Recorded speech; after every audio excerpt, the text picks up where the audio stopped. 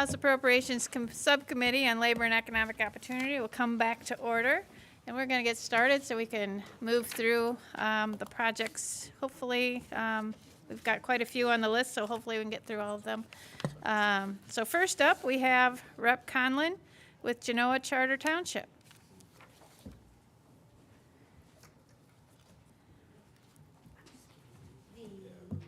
Oh, she's doing her own distribution. Thank you. Yes, you're so welcome. Thank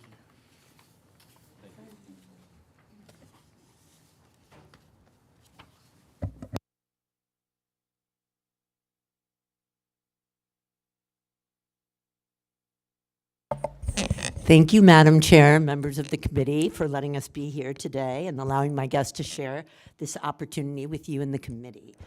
I have had the pleasure of getting to know Genoa Township Supervisor Kevin Spire and Township Manager Kelly Van Marter here in the last few years. And they are here today to provide insight into a project that we have been discussing for a couple of years. And they came to me with this request for support from the state to restore a piece of land in our community and create a park for residents. I will pass things over now to Kevin Spire to share more details about the project and how it will benefit our community in Genoa Township in Livingston County. Okay. Hi. Thank you very much, Chairwoman Jenkins Arno, and members of the committee for letting us present our case. And a sincere thank you to Representative Conlin and her staff. I am here on the behalf of the citizens of Genoa Township, requesting a total of $915,000 for the restoration of a 76-acre parcel with an extended history of destructive uses. Our goal is to transform this property into a sustainable, very natural, walkable park, allowing everyone to enjoy nature. Please find a handout with some pictures of the site and some project details for you to peruse. Over the course of 100 years, there's been some fairly intensive land uses and environmental degradation. From 1901 to 1951, it was a sand and gravel mine, with most of the product going to southeast Michigan and northern Ohio for projects. In 1951, the state of Michigan purchased it for $1. In the years following, there was a state-permitted township dump, which appears to have closed around 1970. Information on that's a little hard to nail down. In the 90s, there was some groundwater contamination from an adjacent wastewater treatment facility. And then lastly, in 2021, the DNR sold the rights to forested portions for clear cutting, which was completed. The devastation was kind of stark. The final removal of 4 to 6 foot tall stumps was never completed due to a low surety bond to make sure they came back and completed that. So they've left quite a few stumps, which are producing some unwanted growth. And there's also significant piles of uncut lumber that have been left behind. There was zero restoration done. So there is some serious damage to the natural habitat. There's not a lot of cover for some of the smaller animals, and a lot of the birds that used to be there seem to be no longer there. They don't have any protection. With the removal of the canopy, unfortunately, what has come back is some invasive species that are very happy. They used to be fought off by the natural processes, and unfortunately, they are no longer fought off. So there are some pretty significant invasive species that make the ground somewhat unusable. The soils are a little degraded, and there's some diminished ecological function. Residents are very unhappy with the condition of this once beautiful parcel. The cumulative impact of the history of this property that has long served public purposes but has never been fully restored from the environmental consequences of those uses. Our township purchased the property in 2022 with a clear goal of repairing the environmental damage and converting the site into a nature-based community asset grounded in sound ecological restoration practices.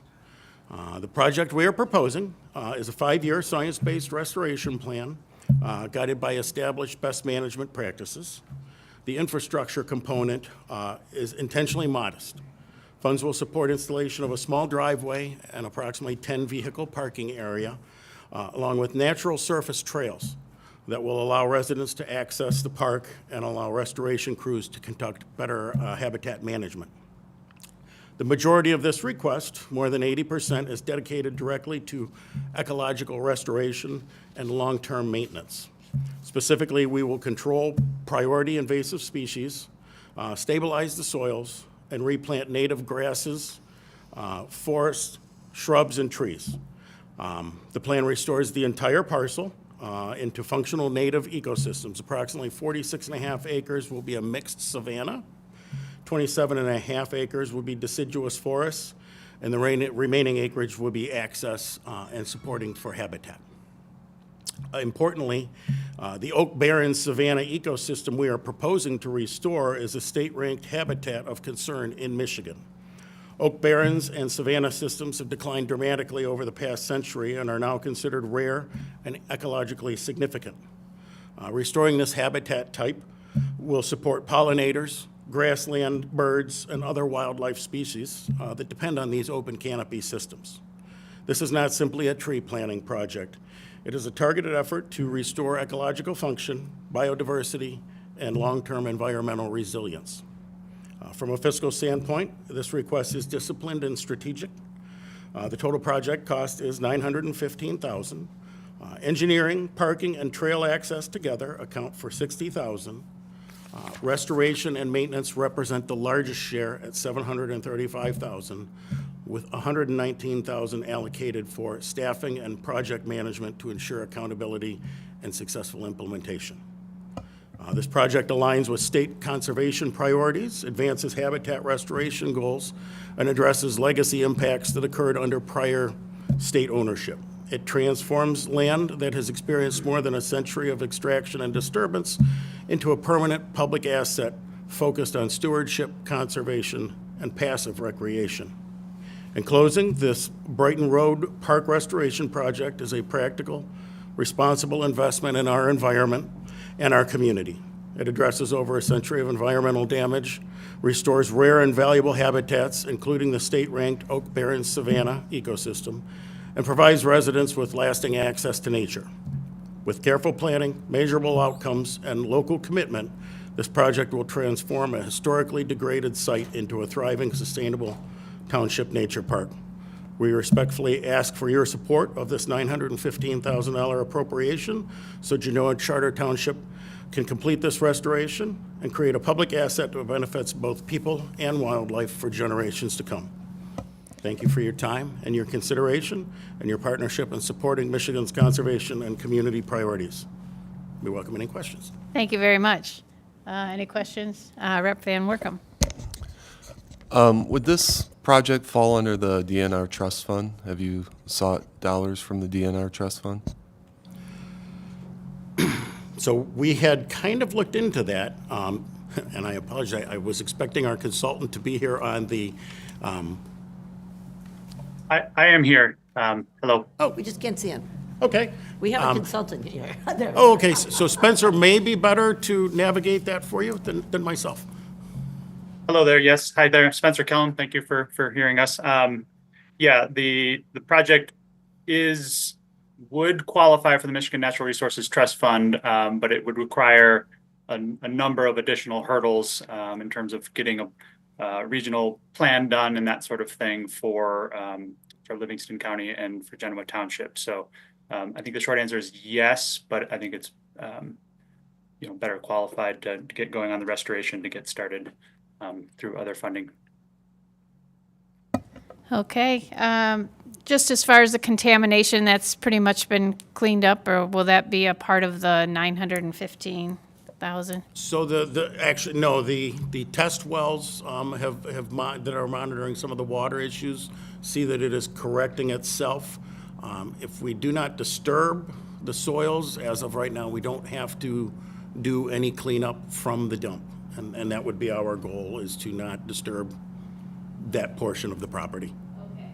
And then So the 5 years that you need, this will stretch over 5 years, that's to establish the plants, I'm assuming, or is So- that kind of what the thought process is? Yes. A couple years it will take just to get these paths cut in and eradicate the invasive species and that sort of thing. And then the final 3 years will be more of the replant and putting things back. There's a lot of handwork that's going to be involved to save the few trees that are still there. But there's going to be some significant cleanup up front before we can actually start the restoration. Okay, thank you very much. Appreciate you coming in today.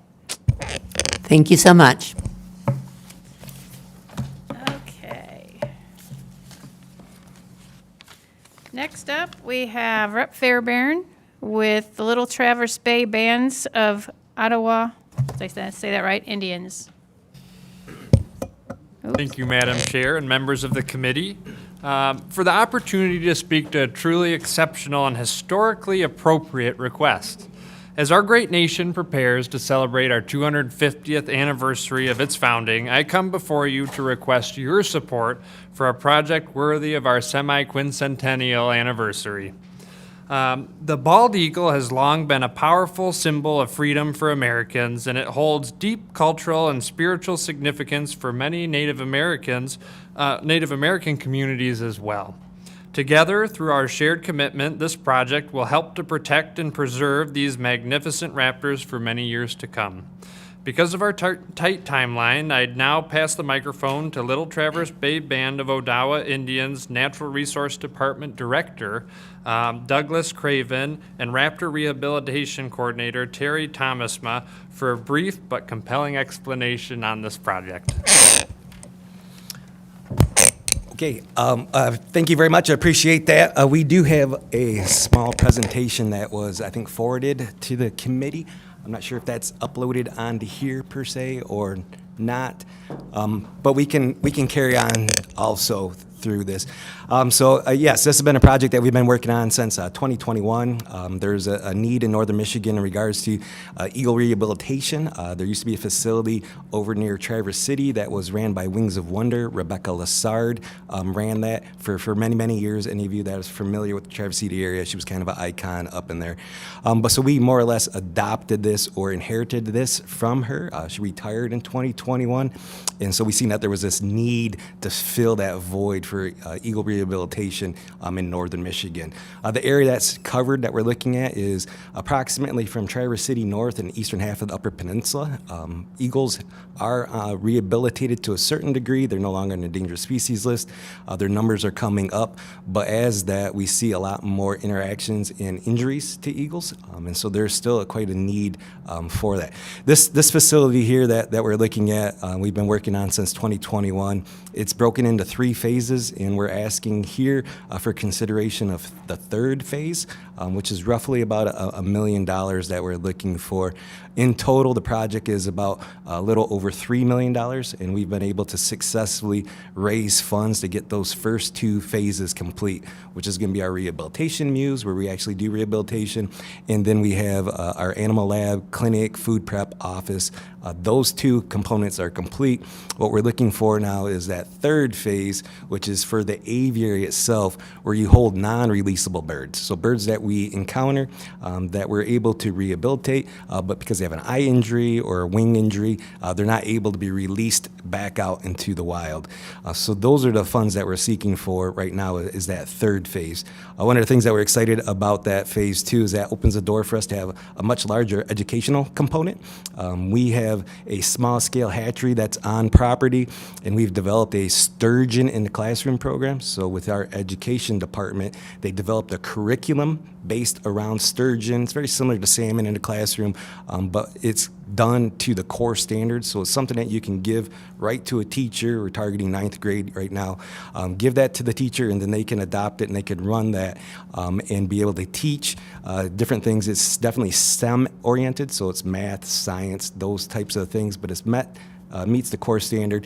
With that Sturgeon in Classroom program, we're giving a sturgeon to the class, and they have that in there. Obviously, we're not going to do an eagle in the classroom. We're not going to give them an eagle to raise, but we have that connection. So we have that 3rd component Then we can work with local school systems. Terry had a great opportunity yesterday where she went and talked with Pellston a high school, which is a local school district to us. Harbor Springs is local to us, Petoskey. And then she also went and talked with Gaylord a little bit further south.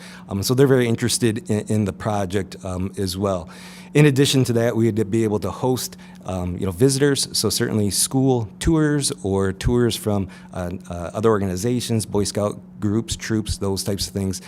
So it would give this opportunity to see eagles. And then if you're in the classroom program that we're developing, that curriculum, be able to interact in a much more intimate and direct way with them as well. Some of the things that we're envisioning for that would be, to have the students develop, let's say, a rehabilitation plan.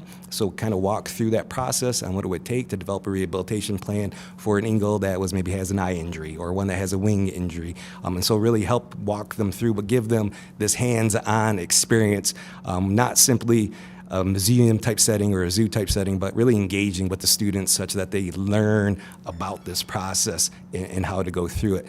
So that's in a nutshell what we're looking at there. We also would be, there are certainly other rehabilitation facilities in the state. We would be the first tribally ran one. We would also be the first tribal facility east of the Mississippi.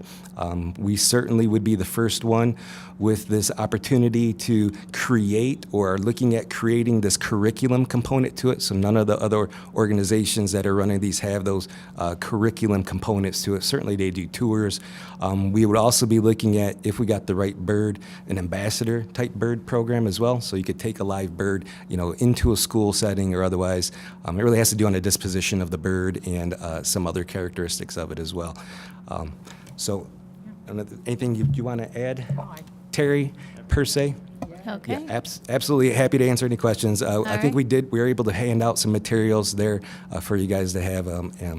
Terry did a great job with the presentation, but so you guys have at least hard copies of those. All right. Thank you very much. Rep. Cavett. Yeah, thank you very much for being here. I enjoyed that. I'm familiar. I'm from Sheboygan County, and Mullet Township, and I'm just curious where the physical location's going to be at near Levering. Yeah, so it's going to be right now. It's on our property, which is off Dryer Road. So it's near Van. It's off Van Road. So Van Road? northwest rather, of Pellston. Okay. So about a couple miles. Yep. So. All right. Yes. Miigwech. Oh. So this will be to actually build a building. So it'll be the however you say that, aviary. Yeah, so if you look at in your handouts there, it's the curved kind of design there. That's the third phase, and so that would be an addition, right? Absolutely, a new component that would allow us to hold these non-releasable birds. And then it would be our front-facing. That's where the public could interact. It's open. Certainly when you're rehabilitating birds, it's like a hospital setting, right? So you don't want to have a lot of visitors come to see those. But when we have these birds that are able to be not released but in our care, then that has ability for more public interaction with them, yes. Sure. Okay, thank you very much. Can I get a Rep. Cavett has follow-up another question question. real quick? Is your sturgeon program in cooperation with Sturgeons for Tomorrow, or is this or is it a tribal entity on its own? Yeah, so we do a lot of work with Sturgeon for Tomorrow. We just had a meeting not too long ago with them on the state harvest there. So we do work with them on that. We do provide some sturgeon to them. They get most of their sturgeon for their sturgeon in classroom directly from the Black Lake facility. They have some schools that adopt our curriculum and use it, more or less. So, Okay, yes. fair enough. Thank you. You bet. Well, thank you very much. Appreciate you coming in today. All right. Well, yep. Chimiigwech. All right. Just want to make a note that when you hear the alarm go off, that's your 5-minute warning. It's not that Josh just forgot to turn off his phone. So anyway. So next up, we have Rep. Hoadley with Gladwin County.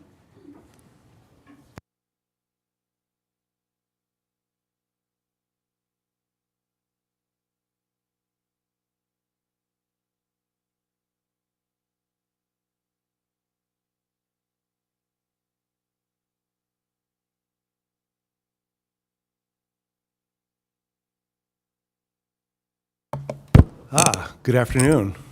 Grateful to be back before you. Thank you again, Madam Chair, members of the committee, for allowing me to testify along with my constituencies, the opportunity on behalf of Gladwin County.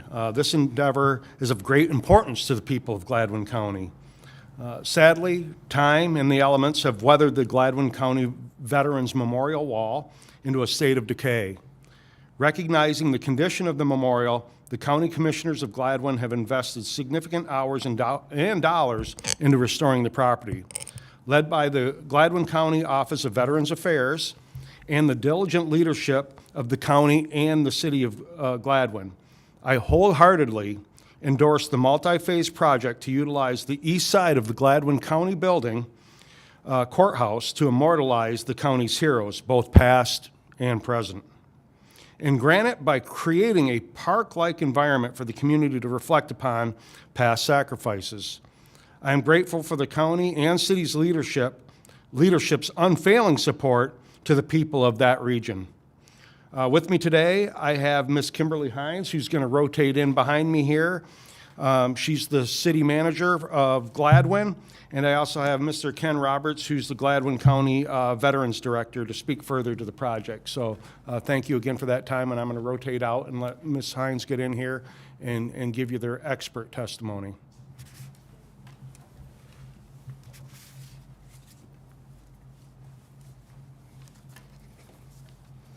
Good afternoon. First, I'd like to say thank you very much for hearing us. I'll get closer here because I'm not loud enough, I don't think, although I've been told otherwise sometimes. But we appreciate this opportunity to express our excitement at this project and kind of try to give you an idea of the importance of the project, not just for us, but for the community as a whole.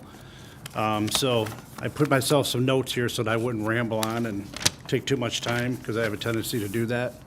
So as our representative had told you, the wall is deteriorated due to the elements and time. It's been there for many years, and it is currently at the point where, unfortunately, we are not even able to add new veterans to this honor wall, because to open the display to be able to put new names into it would cause the entire display front to fall off, causing even more damage, more cost to repair it.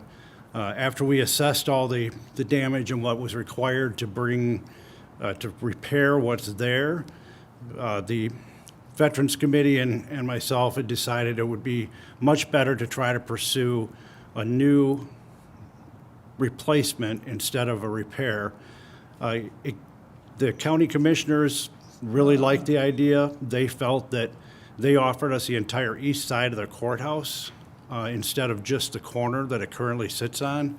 The current location is right at the corner of a busy intersection. You have M61 going through there. This gives us the opportunity to move that main meeting part further back in so that it gets the people away from the road that are there for the events that are held for Memorial Day, Veterans Day, and various other veteran events that are held there. Because we have a very veteran-supportive community, so there's a large number of people that turn out. There's a large number of people crowded close to the road right now, and we would much rather get them further away from the road. And we feel that also adds to the longevity of the new Veterans Park, because without it being as close to the road as it is now, a lot of the vehicle emissions and that wouldn't have as great an impact on it like it does right now. It also, instead of just the wall that we have right now, it gives us the opportunity to create a park-like setting to honor our veterans, where each era, Vietnam, Korea, World War II, Gulf era, we each have their own granite slabs in this park to be able to honor each of those veterans from our community, and also allow for walkways, benches, different things like that to give more of a serene, relaxing place that veterans can go to, as opposed to going to the city park, which tends to be crowded. And a lot of our veterans really don't like to be involved with crowds. It makes them very uncomfortable. So by giving them a place where they can go and remember and to reflect upon their own service in the their family members and friends that served in that setting, it would be a great thing for them.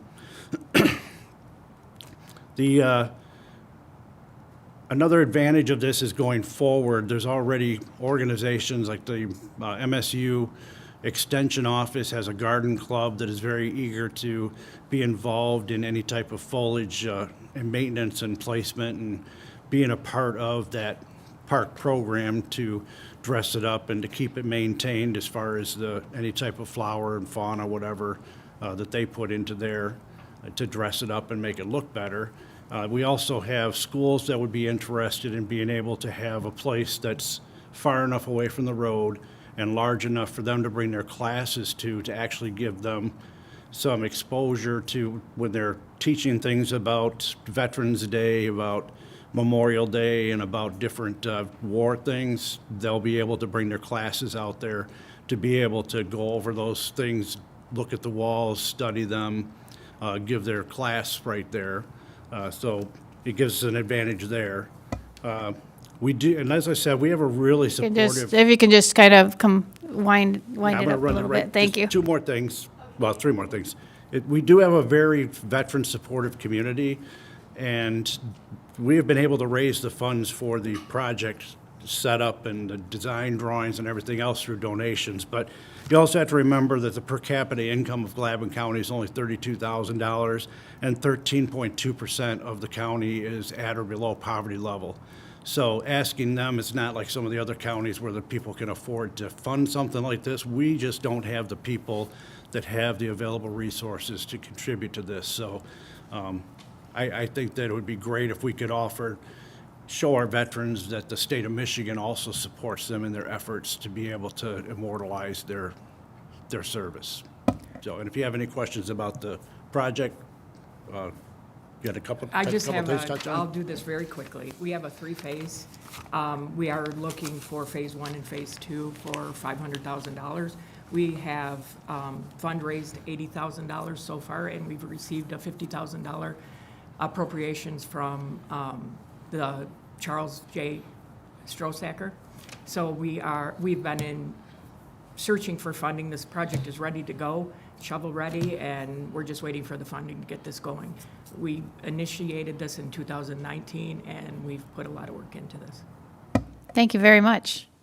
Rep. Robinson? Thank you, Madam Chair. Thank you for your presentation. I'm a little confused about, this is over 2 years. You said it's phases. Is there more than 500,000 in another phase, or is that total? The total project is 550 plus O&M, and the first phase is 300,000. That's all the cleanup of the old and taking all the concrete out and everything. The second phase is all the marble in the wall, and that's 200,000. The third phase, and these are 2024 prices, is $50,000, and then there will also be operate and maintenance costs.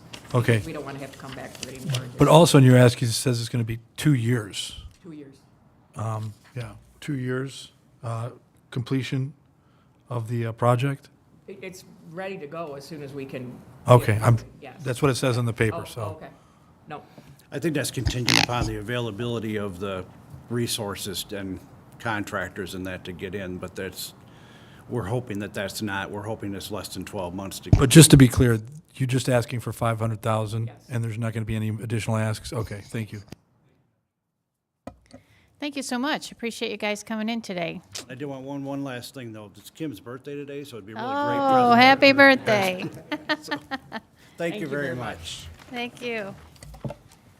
All right, next up, we have Rep. Hoskins with the City of Farmington.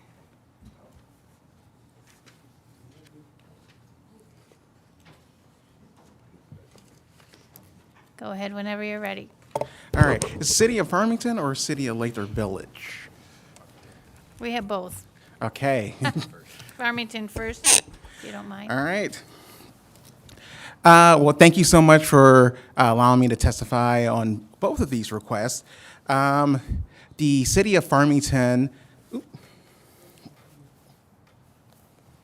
All right. The City of Farmington is requesting $850,000 for their for a new roof for their public service building.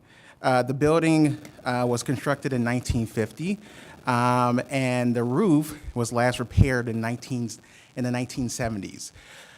This roof, the building, it holds, and where the roof is, it holds many of the stuff for our public safety officers.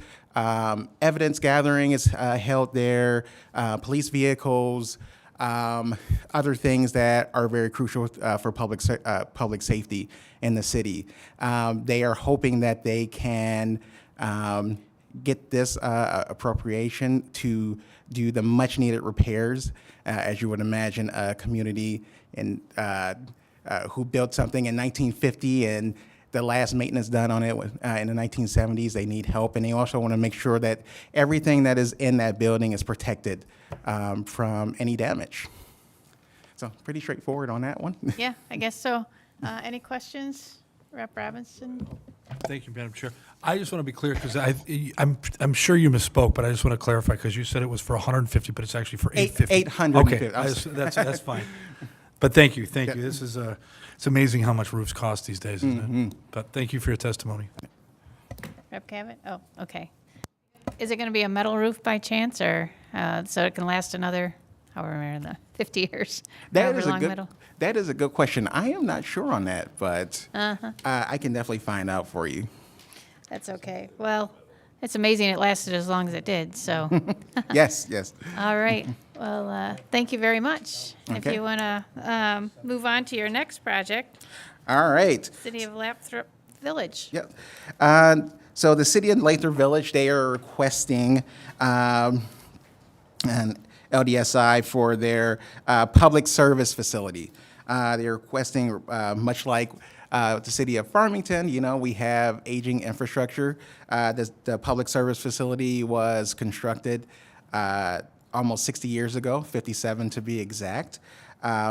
And as you would imagine, there is a lot of updates that need to be done to make sure that this is a modern, safe, working space. The public services department or public services facility, they do many of the public works for the city, maintaining the sidewalks, and roadways, snow plowing, water and sewer infrastructure, things of that sort. The building holds a number of the specialized equipment and dump trucks, snow plows, collection equipment for the city.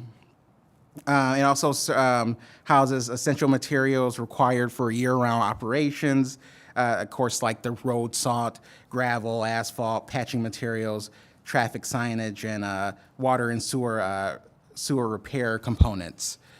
The city of Lathrop Village is requesting $2 million to upgrade the facility, make it more accessible, definitely update the technology. Right now, it's hard to support a lot of the current technology that we use in that building, so they want to be able to upgrade that, make sure that obviously the safety, the building meets the current health and safety standards that we have here. And they are hoping that with the updates, that the building will be able to meet the needs of the city of Lathrop Village, of their residents, that we all hope that we can maintain around the state. I also have the mayor of Lathrop Village on Zoom too, in case there are any questions. Any questions, or does he want to go ahead and talk, or he or she? No, yeah, Mayor Bruce Cantor. No, only if you have questions. Like, he's there on Okay. standby. Okay. Any questions? All right. So I was just curious, because it says in the form here that it's a replace the facility. Yes. Or is it an upgrade? Upgrade. Like, currently is the one and only facility, and we want to upgrade, replace it with a new facility. Okay, so you're you're demolishing the old one and putting in a new one. Okay. So will the cost of demolition be included in that 2 million? That is a good question. And looking at the looking at the timeline for the project, it looks like it would be, it looked like that would be incurred in there. Okay. Any overages would be covered by the city's general fund, water and sewer fund as well. Okay, Correct. That's my understanding as well. okay. And I was curious about the timeline, 4 years to complete. Doesn't seem like it, usually it takes 4 years to build buildings these days. What would be the reason for the 4-year timeframe from 2026 to 2030? So the timeline I have, it starts, and let's say everything works out well, it's awarded in 2026, towards the latter end of 2026. There's architectural work done in 2027, bids go out, a contractor is awarded hopefully in the spring of 2028, and the project commences in 2028, but the completion date, yes, will probably be sometime in November of 2030. Okay. All right. Okay, looks like we're good with the questions. Thank you so much. All right. Appreciate you coming in. I appreciate you. All right, thank you. All right, thank you, Mayor. Okay. Is Rep. Thompson here? She's on her way. Okay. Should we move to the next? Oh, she's not here either. Oh, here she is. Here she comes.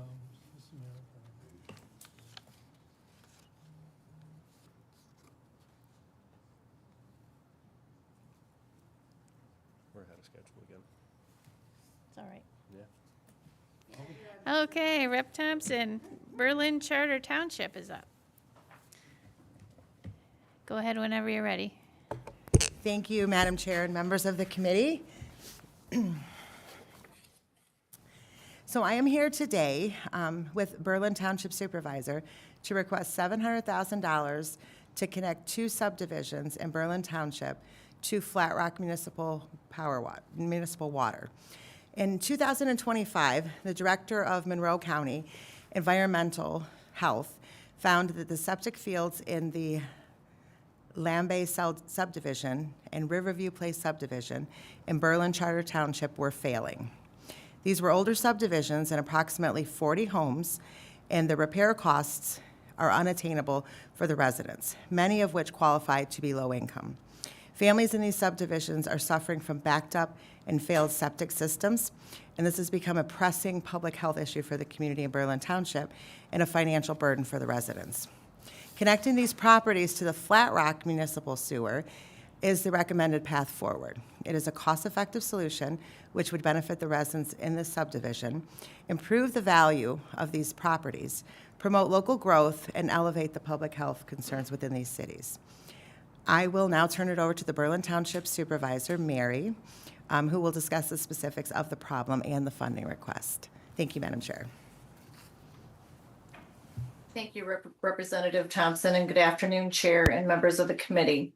My name is Mary Jo Gedalian. I'm the supervisor of Berlin Charter Township, located in southeast Michigan. As Representative Thompson stated, the northwest corner of Berlin Township has 2 subdivisions comprised of 3 streets, known as the Lamb subdivision and the Riverview Place subdivision, with approximately 40 homes that are served with the city of Flat Rock water. As far as we can determine, the homes were built in the 50s or 60s. Monroe County Environmental Health Department reached out to me in April of 2025, advising me there are many instances of failing on-site sewage disposal systems, thus requiring replacement systems. Unfortunately, they are now getting calls. The replacement systems, which do not meet current standards, are failing within 3 to 5 years. I understand there may be owners in the subdivisions with fully functional on-site disposal systems working perfectly fine today, but the Monroe County Health Department is unable to say how long these will continue to function properly and advise that at some point they will also fail. Pumping a septic tank with more frequency can also alleviate some concerns, but who can really afford to do that when it costs hundreds of dollars for each pumping event? Currently, there are like 6 residents, and I'm sure many more, with septic systems that have failed, who cannot flush their toilets nor use their showers. and sewage dispersed, causing hazardous conditions. In May of 2025, a resident of the subdivision reached out to me named Grace. She advised me that she purchased her first home in the subdivision in January of 2024. She woke up one morning in March of 24, owning her own home approximately 2 months, and was shocked she could not flush her toilet. She spent $380 to empty her tank, and 3 days later, it was full again. Every time there's a rain event lasting an hour, she cannot flush her toilet, wash her dishes or clothes, or shower in her home. In October of 2024, Grace replaced her septic system, spending $13,000, and is currently experiencing the same faulty septic system.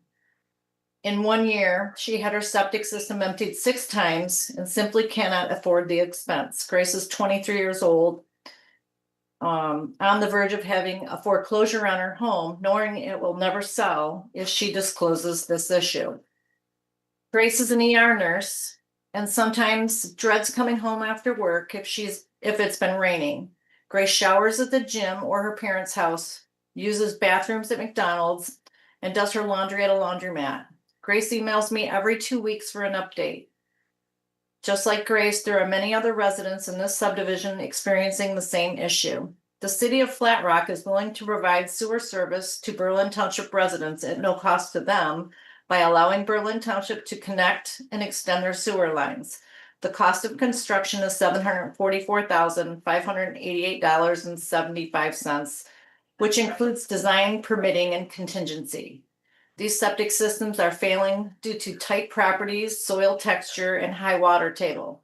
The project will eliminate a public health issue, water pollution in the nearby Wagner Pink Drain and the Huron River. Extending sewers to these residents will alleviate a public health issue to a low-income area and promote local growth. Thank you. Well, that was perfect timing. Any questions from the Rep. Robinson? So the ask is for, just to be clear, it's for $700,000, correct, Supervisor? Yes. And so could you talk specifically about where that money will go if you're appropriated? And the second question is, if you're not appropriated the money, do you have a Plan B? We do not have a Plan B. I think this is our only option. Initially, the budget was $700, and I currently got an updated budget of the $744,000. Basically, what funds we don't have will be at the cost of the residents. Thank you. Thank you, Madam Chair. Okay, I was just curious about, have you thought about doing an assessment on the homeowners, or is that? Yes. Okay. Yes. Is that just out of reach for them, or as far as the cost of that? Or would this be an assessment after it was put in place? There'll be an assessment after the funds. Okay, okay. So, And the project is, I talked to our engineer, the project could be ready to go as early as summer or fall. okay, We've done a lot of homework on the extension already. okay, very good. Rep. Cavett? Curious about why the septic fails in this neighborhood. Is there some environmental reason? Why did they all fail? Am I missing something there? I apologize if you've mentioned that. There's extremely tight properties and a very high water table in their area. Okay, thank you. Thank you. Thank you very much. Appreciate you being here today. Thank you. Thank you, Jean. Okay, Rep. Thompson, you're up again with Brownstown Fire Department.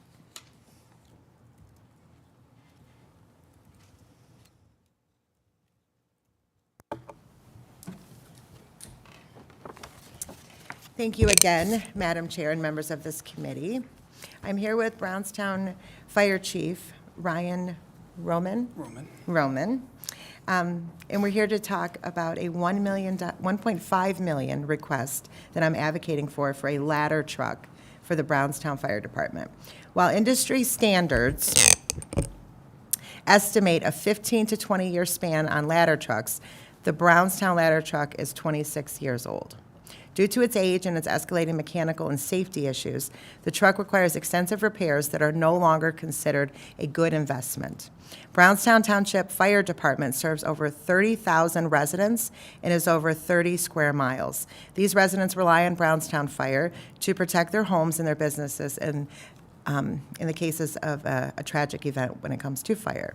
And I can tell you that the Brownstown Fire Department is known in this community for their bravery, for their fiscal responsibility, accessibility, and dedication to safety and fire prevention.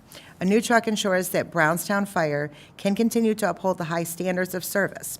I will now turn it over to our fire chief. I am a resident of Brownstown Township. I'm Ryan Roman. Thank you. Good afternoon, Madam Chairwoman, members of the subcommittee. As Representative Thompson said, my name is Ryan Roman. I serve as the fire chief for the Charter Township of Brownstown Fire Department. Thank you for the opportunity to speak with you today about our request for state funding assistance for a new ladder truck. This year, we made a difficult decision to sell our aging ladder truck due to reliability concerns and skyrocketing maintenance costs. Around the same time, unfortunately, we also had to send our backup engine to auction for similar yet more extreme problems. As a result, we are currently operating with only 2 fire engines for the township. For context, like Rep. Thompson said, we're 30 square miles, and Brownstown's divided into 3 separate sections, a north, center, and south, that don't touch. So right now, we have a fire station in the north section and a fire station in the center section. The ladder truck we're working on to purchase is a more versatile model that will serve as a primary aerial truck and, when necessary, as a backup fire engine. This flexibility provides essential redundancy and ensures we can continue delivering consistent service even if another fire truck goes out of service. Ladder trucks are among the most complex and expensive pieces of fire apparatus, yet they're crucial for life safety.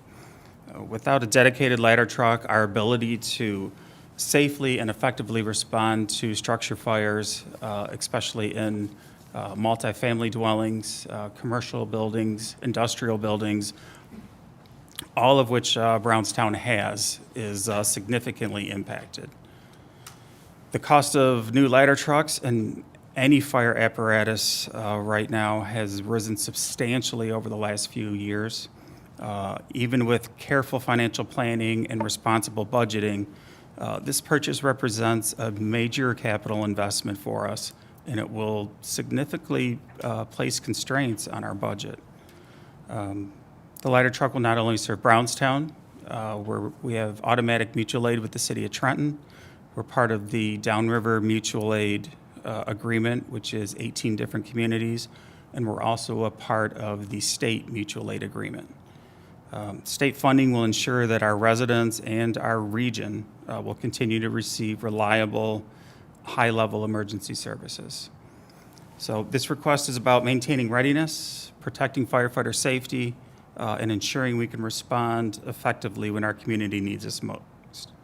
We are committed to responsible financial planning and transparency, and we respectfully ask for your support. So thank you for your time and consideration, and I can answer any questions you may have. Thank you very much. Questions? Rep. Robinson? Thank you. Thank you for your presentation. So I have a question. So just to be clear, you guys haven't found a specific fire truck yet, correct? We have. We've gone that far enough to where we put it out for bids. We just opened the bids up, and it actually went down a little bit from the 1.52 that we were thinking it would be. So it's actually $1,479,966, and that was the low bid. Luckily, it's the one that we wanted. So it's a smaller ladder truck. It doesn't have like the bucket on the front of it. It's just the ladder and a nozzle at the top. So that's how it's allowed to be, more variable to how we can use it. To completely dress this truck, Is that extra finance? Because I know this is multi-layer. When you're talking about a truck, there's a lot of things, that the bells and whistles that you About need. $70,000 worth of equipment that's going to have to go onto it. Okay. And then I had a background question. When you were talking about the backup truck that you're sending off to auction, what's the procedure for that? Is there departments that can pick off of that, or is there any, I mean, when it's that old, I mean, is there any? Basically, it goes for scrap. We'll get about $4,000 to $5,000 from it, but it can't be used for anything else. Okay. Thank you, Madam Chair. Rep. Cavett? Thank you for your presentation. I too have requested ladder trucks and things for my town that I represent. Do you know how long it's going to take to get that truck? Is it already existing, or do they have to build this out for you specifically? They have to build it out, but it's not a specialty. It's basically, they move them down the line faster because it's a general and we can make a few customizations. But they're saying 14 to 16 months, which is great. Yep. Compared to some of the other ones, which are over 2 years. Another quick question, Chair.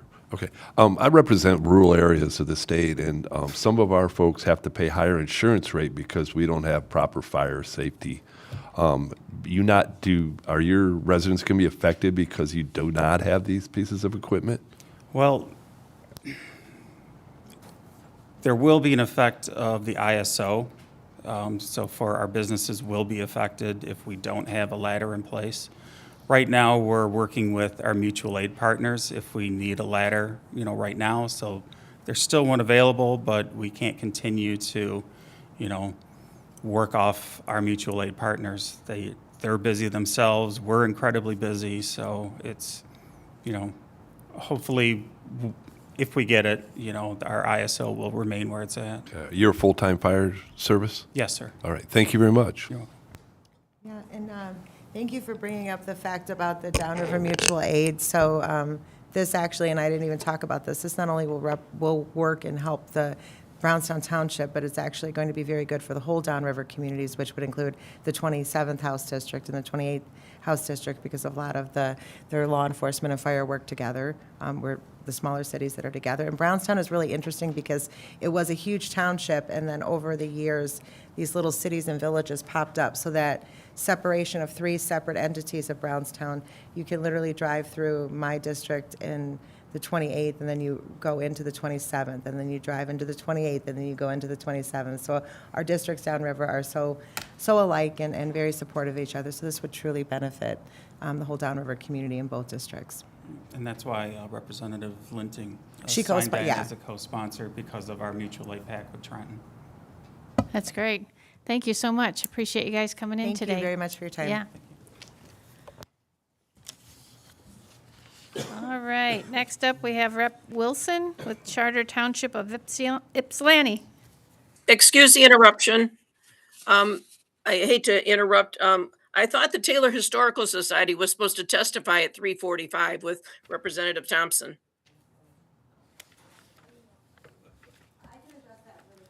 Oh, Hi, I apologize. There was an email cancellation sent, and we will contact you outright live, like in about 5 minutes. You're actually all set, and we did not need you to testify, and I will explain that when I call you about 5 minutes. She did. All right, thank you. To cancel. I apologize if you didn't receive it. I did not. I've been on this all day. I am so sorry. I'm so sorry for that. We will call you right away, okay? Thank you. oh, that was strange. A voice from somewhere. Okay. Okay, Rep. Wilson. All right. There you are. Thank you, Madam Chair, and thank you, committee. Today I testifying on 2 projects, but first is the North Bay Park bridge repair. This is kind of the gateway to Ypsilanti Township. This park is not only significant to the residents of Ypsilanti Township, it's actually pretty significant to my entire district, because a lot of folks in my district actually come to this park and other folks in Washtenaw County because the layout right on Ford Lake is so beautiful. But the park does need a lot of renovations. The township actually wanted a little larger dollar amount, but what they have figured out is that some of the renovations here, they're going to take on some costs, and then now they're asking the state to maybe help be a partner in taking on some other costs. So that way they're not just asking the state for the entire amount. And so the ask is for 1.5 million, and I do have a township official on Zoom. I don't know if John Hines is logged on, but he is over our residential services department and all things parks. And so I think he can actually explain things a lot better. Oh, there he is, right there. Hey, John. Good afternoon. Yeah, if you want to tell the committee about North Bay Park and the renovations that you're asking for. Of course. Thank you, and thank you for the opportunity to speak on North Bay Park. North Bay Park is a unique park in the township, as it's the only park that connects both the north and south side of the township. And it hosts 2 pavilions as well as a 1-mile loop that goes around a beautiful half-mile boardwalk and then 5 bridges that connect man-made islands that were made in the 90s. And due to the age of the bridge, the boardwalk itself has deteriorated and started to show weather enough that we are not able to fix. So it's a safety concern. And what we'd be asking for the funds for would be to replace the wood and the railing on the boardwalk. And again, it's a half-mile stretch, so it is a considerable amount. And as I hopped on, I heard Representative Wilson speak about some of the other funding that we are putting into the project. We are looking to renovate the park as a whole, because since it was renovated in the early 90s, not a lot of work has been done. So we are currently trying to fortify both the Huron Street entrance by renovating the pathway down to the boardwalk to make it ADA accessible by redoing the asphalt and the wooden walkways, as well as the Grove Road entrance, where we'll look to repave that as well, that will connect to the bridges. And as a state-funded grant that we received for this year in 2026, we are also renovating the pavilion and restrooms at that park. So all of this will be very beneficial to really have a great impact on the health and safety for the community. Thanks, John. And then I think you probably have in your packet some pictures of the boardwalk and its deterioration, and but it's a great park for the entire district. So thanks, John, and I'll turn it back to you, Madam Chair, if you have any questions. All right, thank you very much. So just wondering, have you sought other funds, possible funding sources for this project? John, you can probably answer Yes. that. What was the question? I'm so sorry. Just wondering if you'd sought other funding sources for the project prior to the state? Yes, we do plan on using some of our general fund money as well as state-funded MDNR grants, which we are working with them for the pavilion project and then for the pathway project down to the boardwalk. Okay, all right. Thank you very much. I think that's all the questions we have. Appreciate it. If you could stick around, John, I think we got one more. Okay, go ahead when you're ready. All right. And this project is for $150,000. This covers 3 of our smaller parks in Ypsilanti Township. And I'll turn it back to John again to discuss those renovations as well. Sure. Again, thank you. And so this request would be to renovate the playgrounds at 3 of our neighborhood parks. They're Pine Park, Totlot Park, and Water Tower Park. They were all original to the neighborhoods. Totlot Park was incorporated in the 70s. Pine Park was in the late 90s, and then Water Tower Park was in the early 90s. And just again, due to age and weather, it's not up to current safety standards. So they've gotten to a point where they're not really utilized by our residents, and ones that we've been looking for a way to not only remove them, but bring in a actual play structure that would be enjoyed by the residents and the community members alike.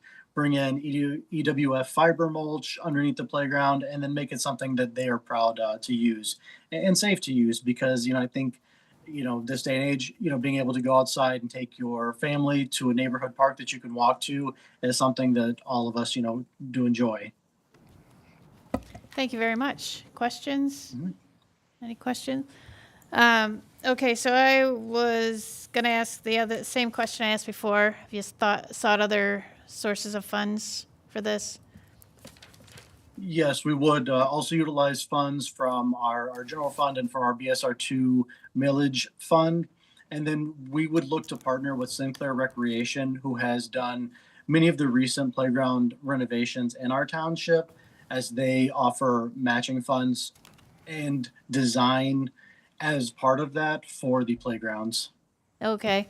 And yeah, I used to sit on a park commission, so I know that playground equipment is very expensive.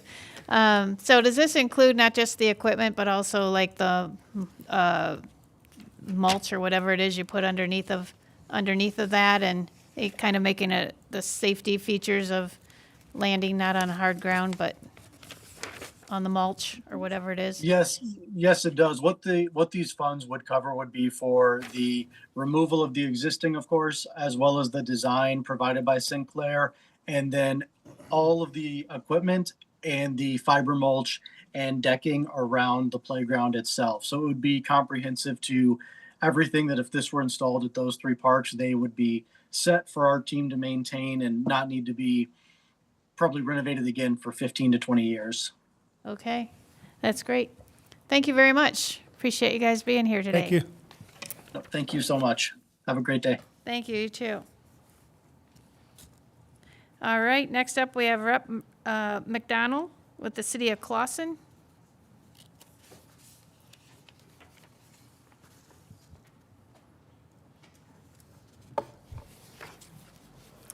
Good afternoon. Well, I'm a little short here. Good afternoon, Chair Jenkins, Arno, and members of the committee. Thank you very much for giving me the opportunity to testify today. I'm proud to represent the City of Clawson in the State House and to advocate for the city's needs. My legislatively directed spending item is a request of $1.5 million, which would be used for security upgrades at Clawson City Hall, which houses all of the government offices and the police department. In recent years, government facilities of all types and sizes have seen increasing threats to their security, and municipal governments are no exception.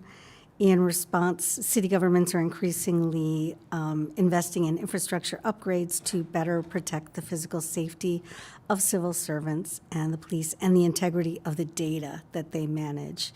So I'm here to ask for state assistance with such a project in Clawson. Clawson City Hall is a nice, charming building, but it was built in 1963, around the same time I was, and so I can tell you it's getting a little tired. Its floor plan and security infrastructure have not been significantly modified in the years since, just like me. City staff and data are rendered unacceptably vulnerable by the building's lack of controlled access points and modern administrative safeguards. If granted, my LDSI would be used to implement best practice security features throughout the building. These would include hardened entry points, modernized data service environments, and improved line of sight at the counters where city staff are stationed and interact with the public. The project hasn't previously received any state funding. If granted, this LDSI would benefit Clawson residents by investing in the local government that serves them. And to provide more details, I hope that we have Clawson City Manager Joseph Raker and Assistant City Manager Nicholas Stepnitz with us on Zoom. And if they're there, I will yield the floor to them now.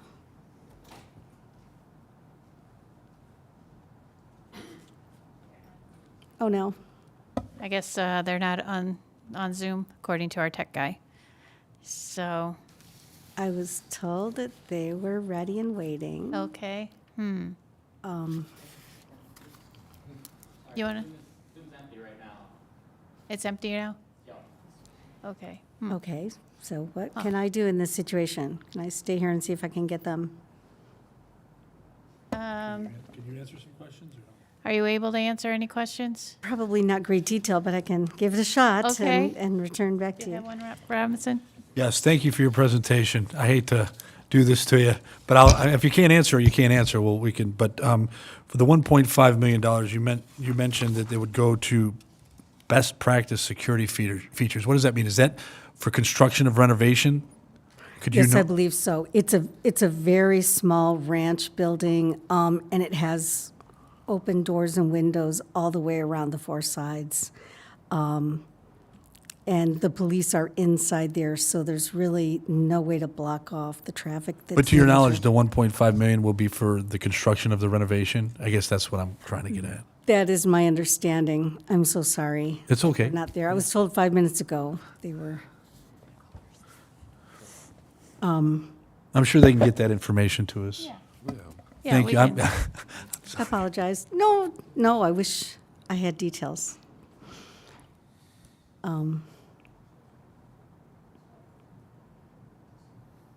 We might be able to wait. Why don't we wait just a few minutes? Because we actually are early, and that might be why they're not on yet, so, Oh, okay. yeah. So if Thank you you. I don't mind, appreciate just maybe we can take a little break. Absolutely. I really appreciate it. Thank you.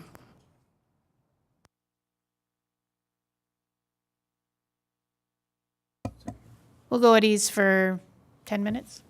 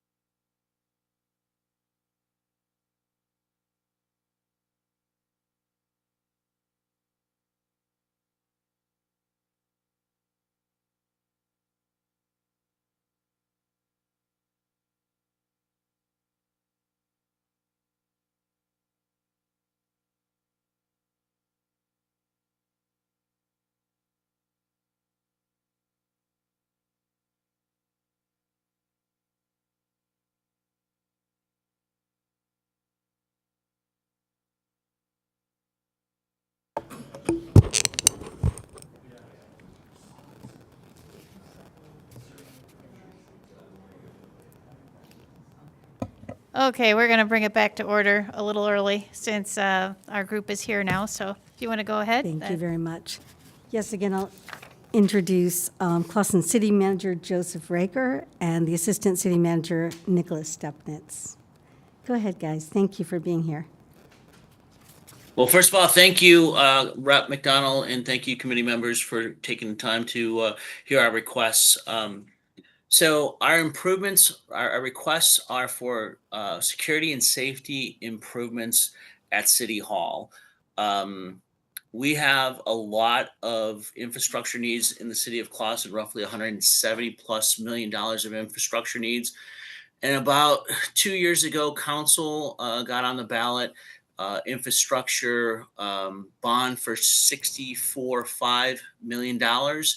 And that is strictly dedicated to water, roads, and sewers. Facilities and parking lots were specifically left off.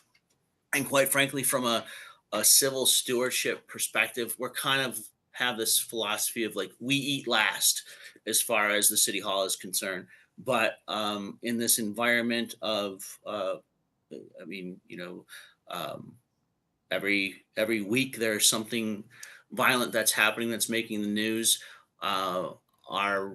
Our employees have made it clear to us that there is a request and a need for increased safety precautions. So that would take form in the case of ballistic glass, additional walls, and efficiency reconstruction. If we were to get this bond or not bond, this grant or some part thereof. And also would it include, it would be a small IT reconfiguration and also security camera enhancements. Thank you for your presentation. Thanks for joining us. And before you join us, I was asking the representative, and I'll pose this to you, is of the $1.5 million ask, it's described in the LDSI as best practice security features. Is that 1.5 going for construction of the renovation, or what else would that funding go for? And secondly, if you don't get appropriated, do you have a plan B? So the plan B is if we don't get appropriated, is we would be using general fund dollars. And your first, as far as Where will the actual money be spent? it would be spent on efficiency setup and safety setup as far as walls are concerned. Right now, we're a fairly porous city hall. I don't want to exactly specify what our weaknesses are, but there are many. And so it would be in a hardened facility as far as ballistic glass, and also regulated entry points with fob access. Thank you. Thank you, Madam Chair. Rep. Cavett. I can understand your willingness not to want to share that information, but has any armoring been done or hardening of the city hall? The only things really that have been done is in some places where we've had people wandering in, either intentionally or unintentionally, we've been able to put in those like those punch code locks, those metal cipher locks, and then that has been it's a deterrent, and it's also it notifies us that, hey, someone is trying to gain access. But there's much that could and should be considered. Okay. Thank you. And if I could chime in on that as well, none of the offices are connected department to department. So if we need to go to the copier or go talk to another staff member in another department, we have to go back into the public area. And as the city manager was alluding to previously, doing that and the way things are going, unfortunately, in society now, it's just not safe for our staff to be consistently doing that. And so this project will allow all of us to be working behind one shared wall space that's safe and protected. All right. Thank you very much. I just have a question. Would it be a hardship to have that money come out of your general fund if you were not able to get this grant? Yes, it would be a hardship. I mean, if we're not spending it, it'll be spent someplace else. I mean, we like I said, we have a lot of needs, and we have we eat last mentality, but it's about public safety and the safety of our employees. Also, it's part of, inherently, I think, can be part of an attraction and retention mechanism as well, as far as our employees and continuity of employment goes as well, because we're competing against everyone else for talent. Sure, I get that. And then have you sought other funds, like other grant sources, or for the money for this? We have not. Okay. Very good. Well, thank you so much. I appreciate you guys being there. Thank you for having us. Yep. Thank you for your time. Thanks, Joe and Nick. Thanks, Representative. Thanks. All right, next up we have Rep. Martin with Genesee County Drain Commission, biogas.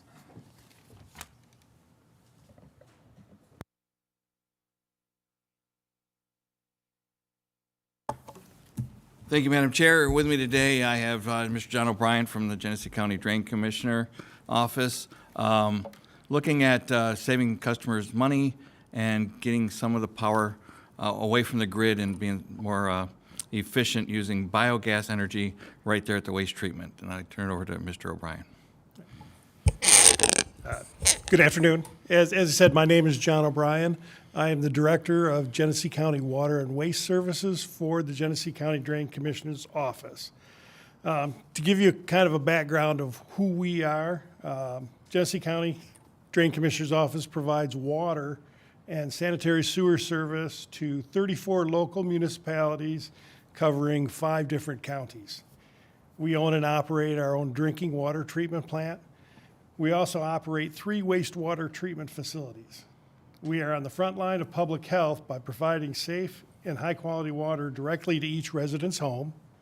And then from those homes, we take their sanitary sewage, we take it into our treatment plants, treat it, and then discharge it back to the environment in the water. So we're also the first line of defense on environmental quality.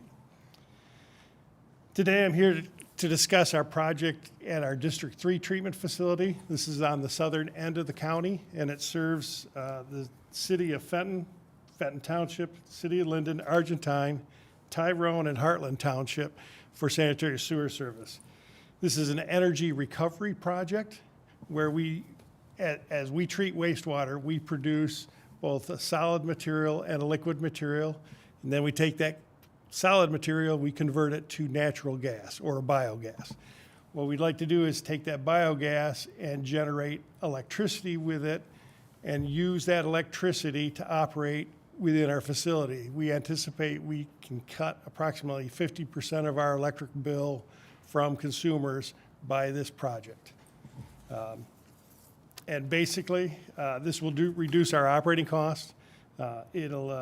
It's a green energy project. It will reduce the electric demand and carbon footprint on the project. The project is already under design. We're asking for assistance in the hard construction costs, the true brick and mortar project, and they will be operating over the next 20 to 30 years. And with that, are there any questions? Rep. Cavett. Yeah, thank you very much for being here. I'm a former drain commissioner myself. Genesee County is very unique with that they deliver water. No place else in the state does that other than Genesee County. Isn't that correct? Yes, we operate under Public Act 342, which allows for County Improvement Act, which allows several municipalities who can't do the work themselves to come to the county and do a treatment facility. So as I said, we have 3 wastewater treatment plants. One treatment plant serves approximately 25 communities. One treatment plant serves 6 and one. So it's a community or County Improvement Act. Is there another model that's done this around the state? A larger example would be, for example, Gliwa. They provide water and sewer to a much larger community, and I think they operate under Public Act 233. Sure. I mean taming the gas to put it back in. It is a new it's a new push in utilities. I mean, natural gas, and then we're finding that biogas, while it's not as high quality as natural gas, it does have about 40 to 45% of the energy of natural gas. By cleaning that up, we can start producing electricity with it efficiently. Excellent. Thank you very much. Rep. Van Workum. Thank you, Madam Chair. Who's going to operate the facility? Genesee County Water and Waste has its own operations staff. For an anaerobic digester? Yes. Yeah, we operate one at our larger facility right now. Oh, okay. For the one that you currently have, how is that funded? Have you pursued federal dollars? We've looked at renewable energy grants. We were not selected. We are moving this project forward. It's approximately a $9 million project. We are asking for approximately 3. The other 6 will be coming from our existing ratepayers. Thank you, Madam Chair. Okay. So you said that it's not quite as efficient as natural gas. Is that? Yeah. Did I get so, that right? Yeah, so I don't know the exact numbers, but I think there's like 800 BTUs per cubic foot in natural gas, and we're down around 600 BTUs per cubic foot. Okay, so is it reliable? I guess that's a question. It's renewable because we're receiving that Constantly material using it. every day, and we're processing it every day. Okay, so there's not a risk of that not being enough to. No, there's solve not a your risk problem. of not having sewage. Okay, well, I get that. My dad's in that business too. All right, very good. I think that's all the questions we have. Well, thank you so much. All right, thank you.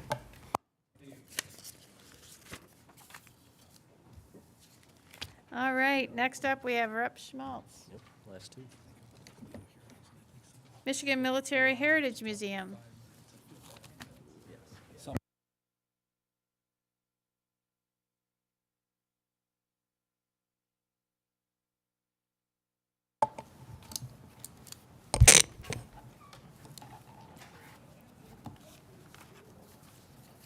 It's only been a few hours, so I thought I'd come back. Thank you again, Yeah, Madam you're a Chair. frequent flyer. Committee.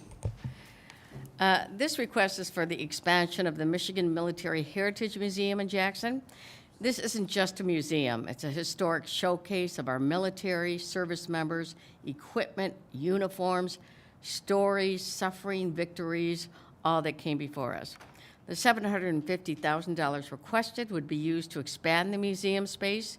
The museum has so many items in storage ready to be displayed, but there's just not enough room.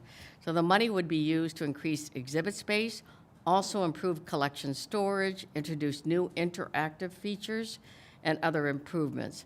The museum is located on the historic site of Camp Blair.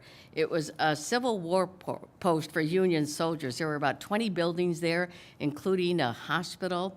They processed about 22,000 troops through there, so very much historic significance at this area. It's a history lesson when you walk in, a tourist destination for students, families, visitors, and for our military members, especially our veterans. It's a place that makes them feel proud and appreciated, and it's just, when you see them walk in, it's incredible just to watch their faces and what their feelings when they go through there. It's amazing. Scott Gersh served in the Army for 23 years, and he runs the museum. Scott? Thank you, Rep. Schmaltz, and thank you for having us and listening to our request. As she said, it's a tourist destination for Jackson County and for the state. I have some numbers. Museum tourism in Michigan, the total financial impact is about $871 million with the 14,800 jobs. Our goal with the new building would be to add to that job number, create a new position or two. Right now, we're currently an all-volunteer institution going into our 10th year. The rest, I think, just kind of goes into what Rep. Schmaltz says. It's a place for our veterans, for their families to come. It's a institution that houses those stories and the equipment and uniforms that belong to those service members from Michigan. Michigan doesn't have anything like that as a state. Illinois, Ohio, Indiana, they all have state military museums. Fort Custer has a very small museum that you have to have military ID to get to or an appointment. So we kind of fill that void and hope that the expansion, that it would become more of a regional tourism destination. Okay, thank you very much. Any more? Oh, okay. No, I was just going to say, question? it's amazing some of the things that are donated, like the big tank that you just got, and why don't you talk about some of those things? We can talk about that. So a couple of things with Michigan to make it unique. Obviously, the Camp Blair connection. We sit on the site of Camp Blair. We try to bring that back to life because it's been long forgotten outside of that. In Civil War tourism, it ranks as in the top 3 nationwide. So to have that in Jackson County and to have that in the state of Michigan, much like the River Raisin Battlefield that started local and became a national park, is a huge element for us. The rest, Veterans Day was legislated by a former mayor of Detroit. Those items are housed in the museum. His equipment, his uniforms, his story, a gift given to him from the president for the legislation of Veterans Day. So stories like that need to be told, that the public needs to do. We work with students, we work with the community as a whole, we work with the at-risk youth in the community. They do internships, they get paid to come and work 10 hours a week, learn the history, give tours, engage with the community, learn public speaking skills. And one thing we did, which was really interesting, Bailey excavating there, we excavated, so we were digging up some of the old things that you found. There was some porcelain we found, and I know we're going to do more of that too, so that's pretty exciting. Sounds exciting. Questions? Rep. Cavett? Comment, if I may, ma'am. It's the 250th anniversary. I think we should put money into our history. So I good luck agree. to you. Thank you, Rep. Cavett. Thank you. Oh, no. Okay, so what specifically, like, how will the dollars be spent? Do you have like a breakdown on that? So it's, All be for expansion for a new building. We have probably 3/4 or more of the collection in storage right now or off-site. So to be able to get those items into the new facility, roughly an additional 9,000 square foot added on to the current building, which is only 3,600 square foot. Last year, we purchased the adjacent property. We had it all prepped and ready to go for the new expansion. So all the drainage is in, the parking is in, landscaping is in, everything up to city code, just hoping to move forward with the building itself. okay, so is there any possibility it could be done in phases, or is this like a one-shot, get the addition put on and then you can move We forward? look at, last year was phase one, which was getting the old build, there was an abandoned car Old wash. car wash, yeah. And we had that demolished. Okay, So those things we did at our expense. We were able to do that, and phase two would be the erection of the new building. Facility, The pad okay. is already in, as I said, the drainage, the parking, the landscaping is all set. Just waiting, there'll be a few minor adjustments, probably some adjustments to the elevation, but yeah. It Okay. would just be doing the build. okay, and well, phase very three good. moving in. All right, very good. Well, thank you. I think that's all the questions we have. Appreciate you coming in today. Thank you for having us and hearing Uh-huh. us. Thank you, Scott. Rep. Schmaltz, you're up again. Purple Rose Theater Company. Thank you again, Chair and Committee. This request is not a big request at all, but it is an important one. We're asking for $30,000 for the Purple Rose Theater Company in Chelsea. The funding would be used to support 2 youth programs, College Night and the 30 Under $30 program. These programs provide discounted tickets and educational experiences for college students and young professionals, removing financial barriers to the arts. One of the programs is called Stagecraft Talkback. Students engage with directors, playwrights, actors, the complete theater experience. Almost 800 took part in the programs last year alone. I've talked before about the importance of the arts for all of our young people. Some that don't excel in academics or sports, but they do find a place in the arts, and that's why they're so important. Rob Kappas, my friend, joins me. He's the Director of Donor Engagement at Purple Rose. Rob?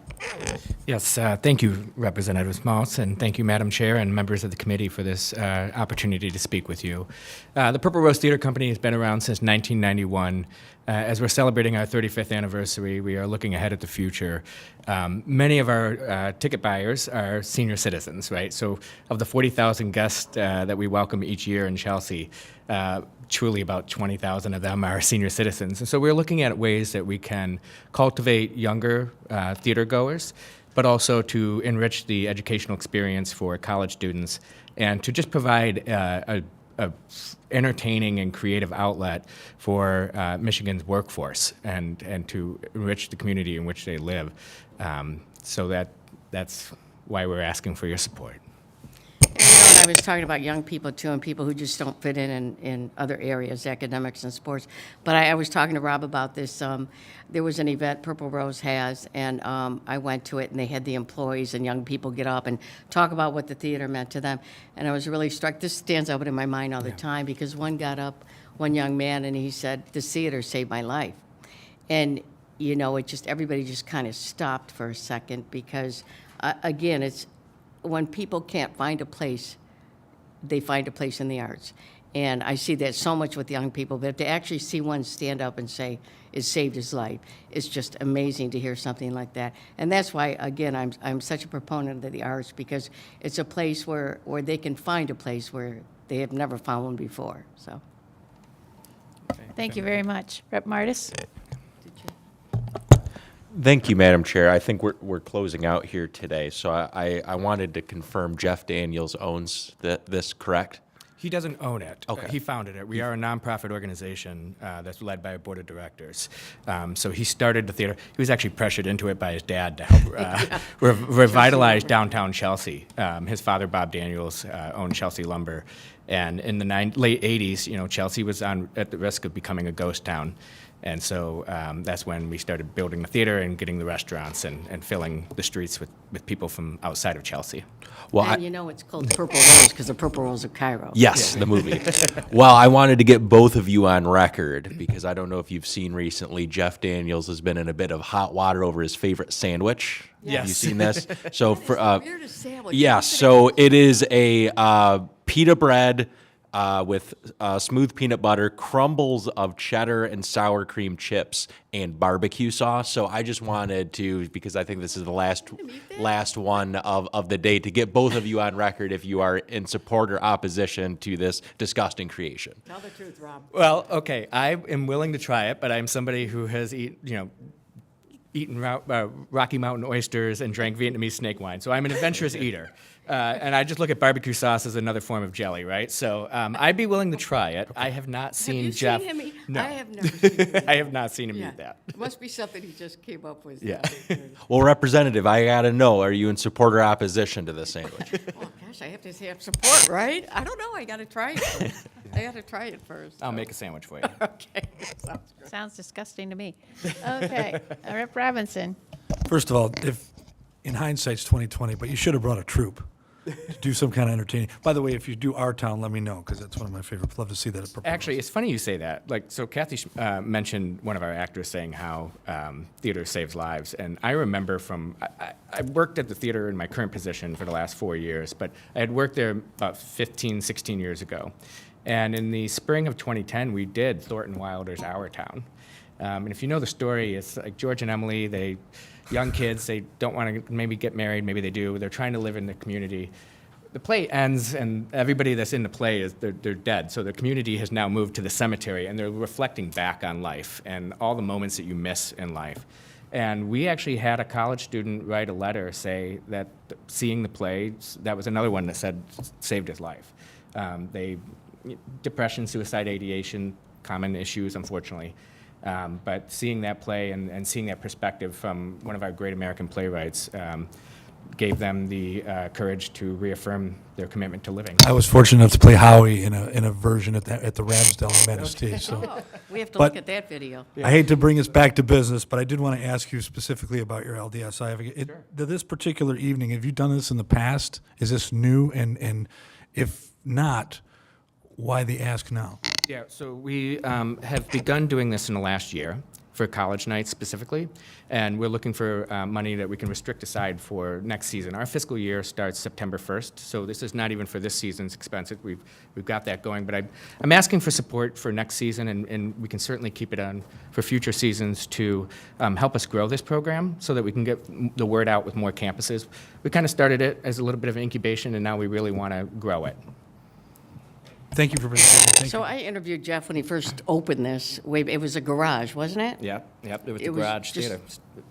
Yeah, just an old garage, and I think for $1 it was sold to you or something. Yeah. But it's just amazing to me how much it's grown and how many people have come through there and how it really helps to keep theaters and the arts going. And Jeff does a great job. He's helped us at the Michigan Theater in Jackson too, because it is so important. And again, it goes back to helping our young people. I don't think a lot of people really realize what it means to young people. And that's why it's so important that we stress that all the time. Okay, and I just have a question about sustainability. So you're asking for the next year, but how are you going to sustain that going forward? How are you going to pay for it year after year? So part of this can come from our general operation funds, but as we keep growing this, I would certainly be going to different donors. Part of this is that if we can have the money from the state of Michigan now and show that we've grown it from this incubation period and that it's something that we think is going to be attractive to college students and college campuses to come and participate in these evenings, then we can kind of take that data and go forward to other donors. Okay, great. Any questions? Nope, good. All right, well, thanks for coming in. Thank you very much. Yeah. And Rep. Martis, I want you to try the sandwich too. Yeah.